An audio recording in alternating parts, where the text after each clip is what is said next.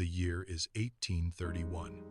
New York City is a sprawling, soot-stained engine of hunger. Smoke from coal fires hangs permanently in the air, coating the cobblestones in a slick, dark film. Everywhere, the sound of iron wheels on stone competes with the shouts of dock workers and the relentless churn of commerce. It is a city built on sweat and paper promises, expanding faster than the law can keep pace.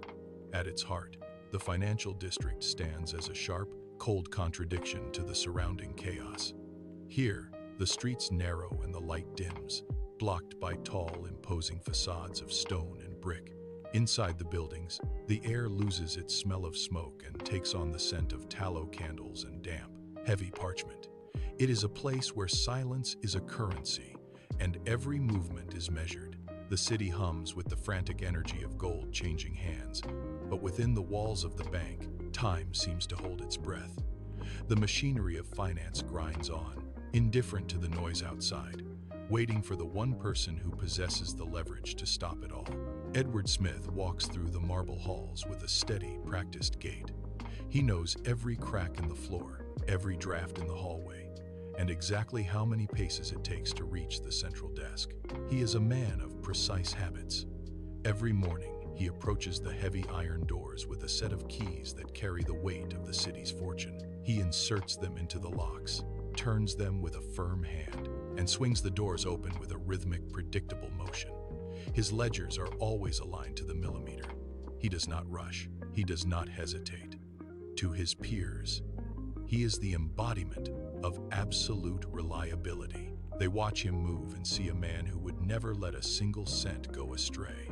He greets the other clerks with a curt nod and returns to his desk, his pen moving across the parchment in long, fluid strokes. He maintains this facade because it provides the perfect cover for his intentions.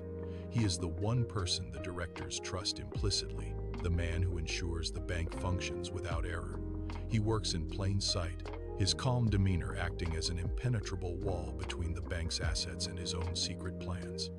He is the quiet anchor of the institution, and that is exactly why nobody suspects he is the one who will eventually undo it all. The night of March 19 arrived with a violent shift in the weather.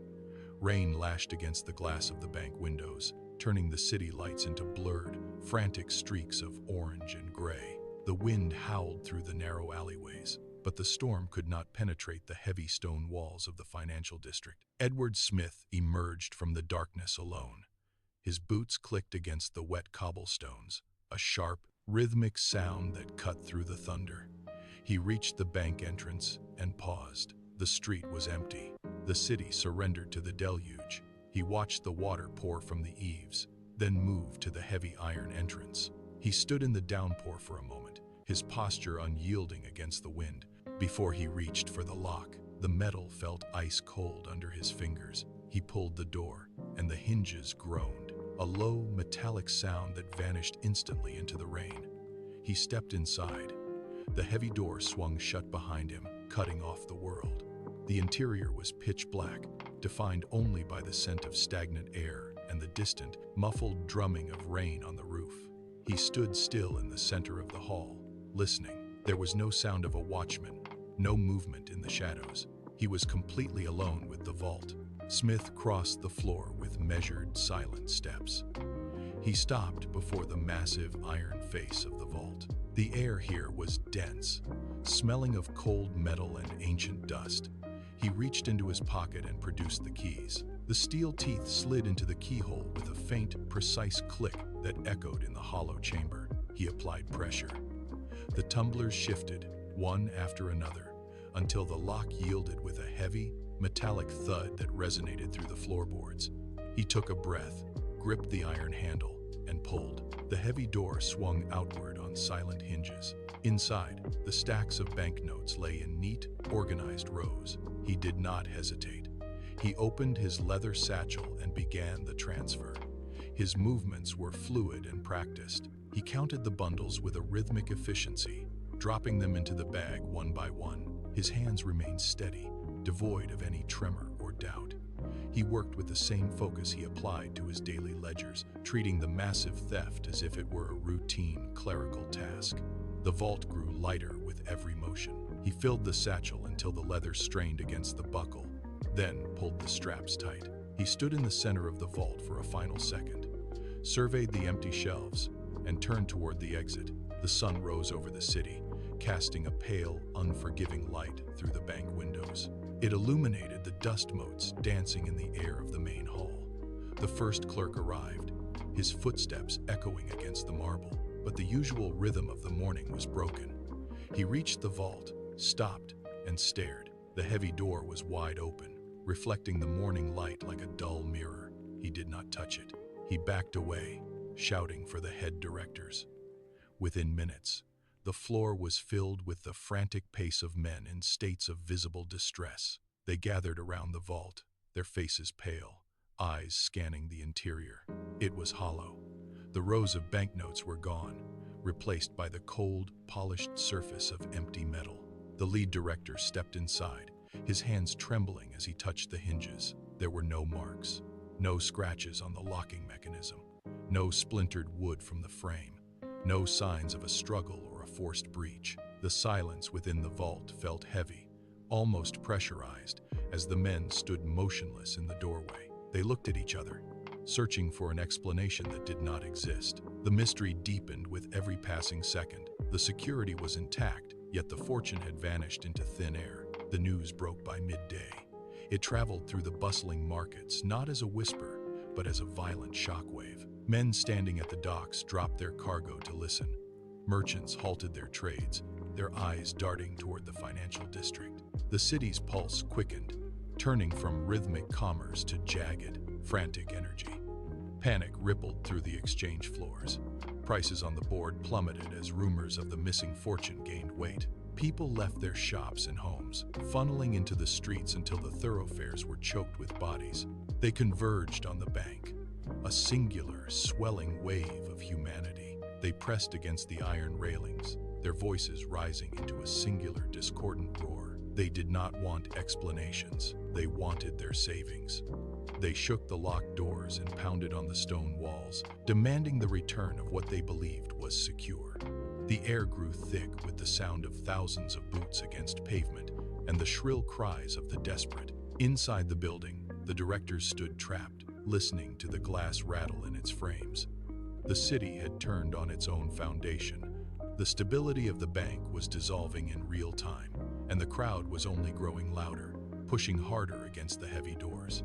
Investigators pushed through the throngs of protesters and entered the hollow silence of the bank. They moved directly to the vault, their lanterns cutting through the gloom. The iron door sat motionless on its hinges. One lead investigator pulled a glass lens from his pocket and pressed it against the lock. He scanned the edges, the tumblers, and the surrounding stone. Nothing. No hairline fractures, no tool marks. The metal was as smooth as the day it was forged. He stood back, his face tight, and signaled his team to search the floor for hair, fabric, or dropped coins. They found only dust. The investigators fanned out, questioning every clerk, every guard, and every cleaner, but the answers were empty. No one had seen an intruder. No one had heard a forced entry. They turned their attention to the ledger, then to the personnel list, but Smith was simply missing. The city outside was a churning sea of humanity, a dense, growing population of thousands, and Smith had drifted into it like smoke in a gale. There was no footprint to follow, no trail to track, and no witness to point the way. The vault remained a silent, mocking testament to a crime that left no edge to grab onto. The hunt began with a systematic sweep of every district. Authorities cordoned off the harbor, searching every outbound vessel for a man matching the description of Smith. They raided boarding houses, checking registers and interviewing landlords who had seen thousands of faces, but remembered none. Days bled into weeks, and the initial urgency shifted into a grinding, bureaucratic exhaustion. Every lead turned into a dead end. A report of a man in the market led to a startled merchant. A sighting at the train station led to a confused traveler. None of them were Smith. The city government, terrified by the loss of public order, ordered a wider dragnet. Every alleyway was walked, every cellar door kicked open, and every basement searched. Still, the trail remained cold. Pressure from the city's investors became a constant, biting wind against the backs of the investigators. They worked under the constant glare of public scrutiny, knowing that each passing hour without a recovery made the bank look more incompetent. The silence of the missing fortune was deafening. By the end of the first month, the search was no longer just a hunt for a man. It was a desperate attempt to regain control of a city, losing its faith in the very concept of security. The breakthrough arrived not from the bustling city streets, but from a whisper in a dimly lit tavern on the edge of the county. A farmer, wary and tight-lipped, spoke of a stranger who had settled on a remote plot of land weeks ago, a man who paid for supplies with coins that seemed too clean, too heavy. The investigators moved immediately. They left the paved roads behind, their horses struggling through thick, unyielding mud that sucked at the carriage wheels. The terrain turned jagged and overgrown, the landscape stripped of the city's familiar landmarks. Every mile deeper into the countryside felt like stepping further away from the known world. They found the property line by late afternoon. A dilapidated fence marked the boundary of a farm that looked abandoned, yet the tracks in the dirt suggested frequent, hurried traffic. The air here was sharp, smelling of damp earth and rot. The lead investigator signaled a halt, his hand resting on the holster at his hip. They watched the main structure from the tree line. No smoke rose from the chimney, yet the stillness of the house felt deliberate. They had spent weeks chasing shadows in a sea of people. Now, they were finally staring at the source. The hunt was no longer a general sweep. It was a focused, singular collision. The lead investigator dismounted, his boots sinking into the saturated clay. He did not wait for the others to gather. He walked to the center of the patch where the grass looked trampled and unnatural. He signaled for the spades. The first strike of metal against the ground rang out, a sharp, jarring sound that cut through the silence of the farm. The earth was thick and stubborn, clinging to the blades with a heavy, wet resistance. They dug in rhythmic, brutal shifts. Each spadeful of mud was tossed aside, revealing only dark, worm-ridden soil. The work was mindless, grinding, and physically exhausting. Sweat dripped from their brows, cooling quickly in the biting wind. The man in charge paced the perimeter, his eyes scanning the surrounding woods for any sign of movement. He shouted for them to dig deeper as the hole expanded into a jagged, gaping wound in the landscape. They hit a dense layer of packed clay that jarred their wrists with every impact, yet they did not slow down. The physical strain was mounting, a silent pressure that matched the internal tension of the mission.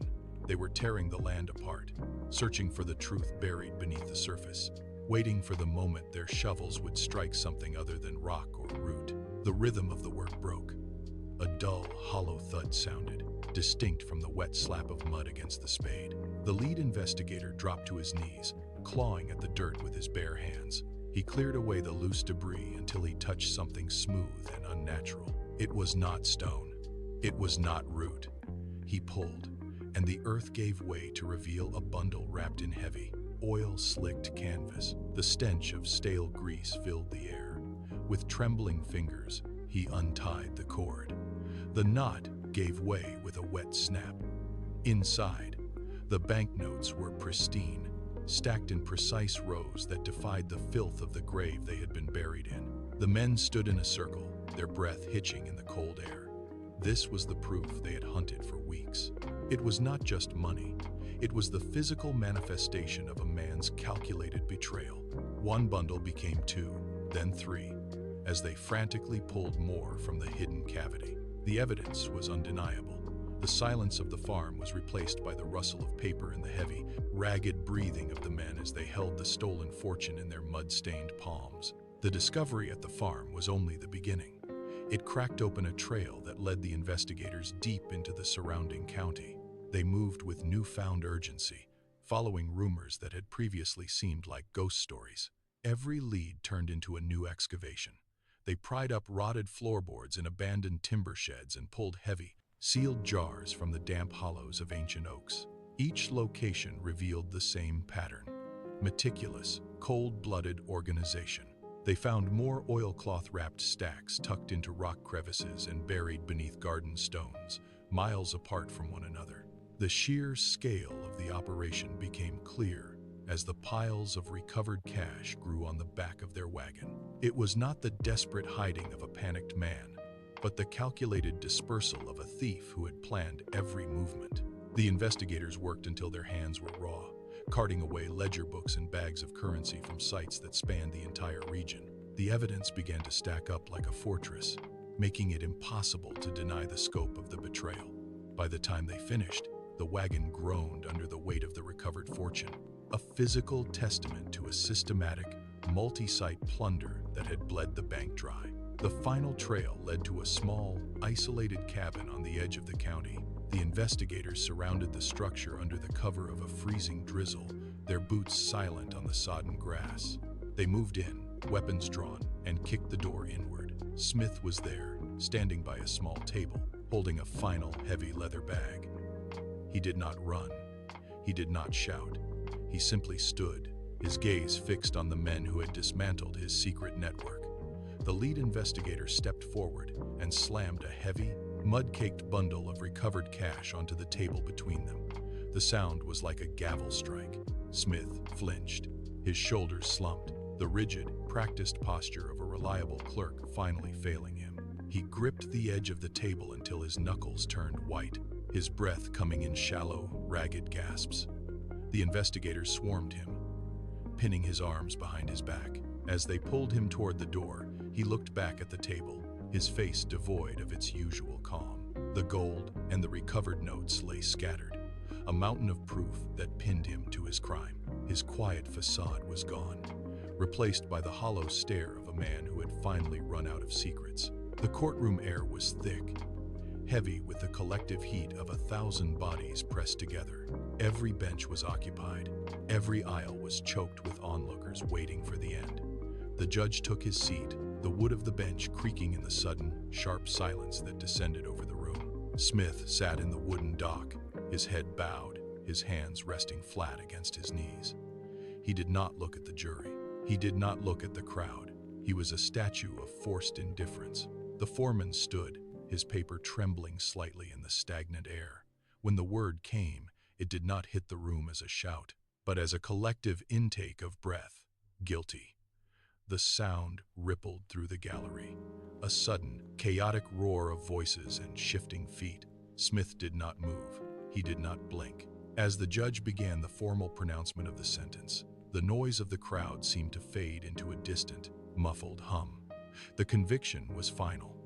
The life of trusted service, the years of precise ledgers, and the quiet, reliable facade had all collapsed into this single, crushing moment of legal finality.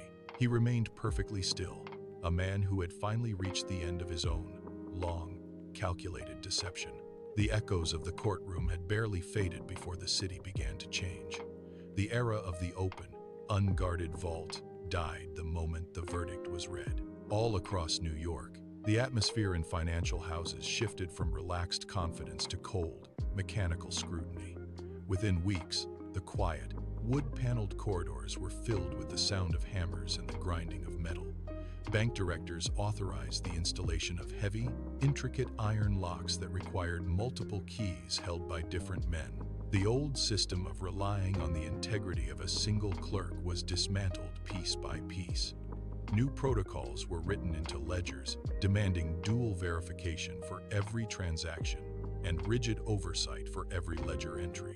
Men who had once walked the halls with casual freedom now found themselves under the gaze of rotating watchmen. The city's bankers no longer accepted a person's reputation as sufficient security. They replaced faith with iron, springs, and tumblers.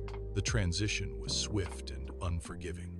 By the time the first season turned, the open-door policy of the city banks had vanished, replaced by a fortress-like architecture designed to ensure that no single person could ever hold the power to dismantle a fortune again. The Citibank robbery remains a permanent scar on the history of commerce. It stripped away the illusion that stability was inherent in stone walls or heavy iron. The city learned a harsh truth that echoed long after the trial had concluded.